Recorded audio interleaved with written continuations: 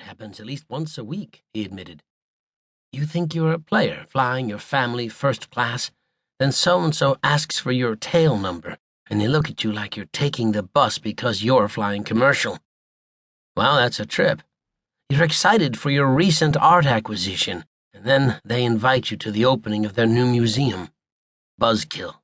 You spend your bonus buying your wife an 8-carat cushion-cut diamond, and her best friend calls it cute when she flashes the 20.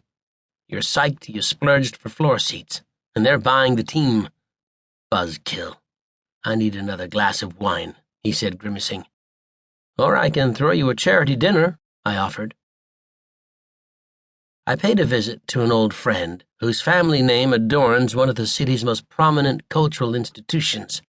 I wondered whether he had similar experiences given his burnished stature. We sat in his cavernous Fifth Avenue apartment with family portraits looming. The understatement went out the window with Lehman, he said, sipping a Blackwell rum on the rocks. Personally, I like walking around in my old khakis and a sweater with holes in the elbows. I like my hobo-ish style. Of course, you get no service. I'm not sure that's entirely the case, I countered. Look, I'm so far from being important now. I feel like a shrinking star with a bit of Yankee thrift. I'm just hunkering down.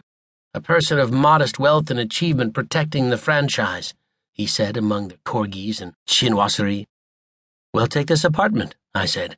Very few people could ever pass the board interview, no matter how much money they had. That's the point, he said. Those people don't want to live here. They don't want to live by anyone else's rules. The exclusivity of some of New York's toughest co-op boards has had a reverse effect. I recall reading a recent article in the Wall Street Journal about one of New York's most prestigious co-ops hiring a public relations firm to help promote sales.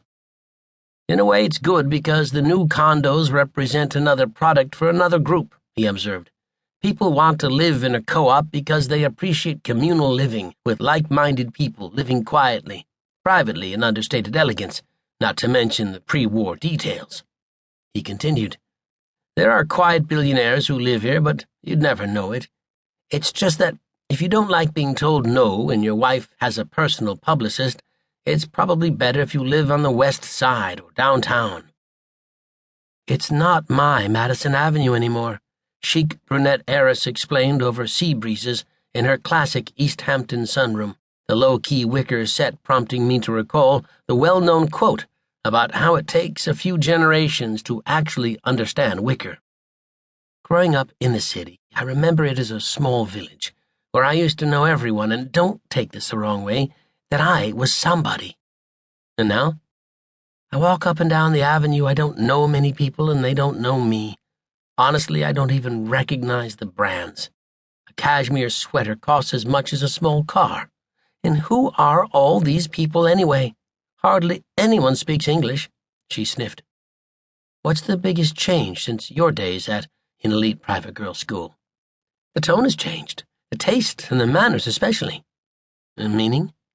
The old school wealthy do things a certain way, handwritten notes instead of email, having dinner conversation without the person across from you on their cell phone the whole time. Texting has ruined a whole generation. Then there are what we call the new West Side billionaires. You know, the ones who live in those condos. And would you ever live there? I wouldn't call that area living. More likely visiting. Well, it's all near the park, isn't it? That's like saying there's no difference between East and West Hampton, even though they all share the same coastline. Can I get you a refill? She surveyed the tinkling ice cubes in her glass.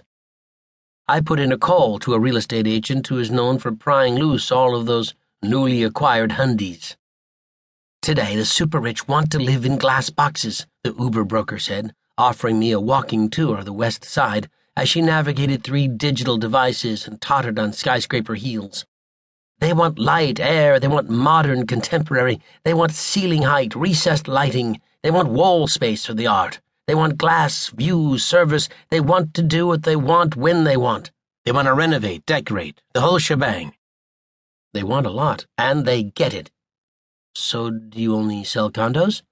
I don't sell, I specialize, she said, applying dizzying red lipstick. They sell themselves even before they're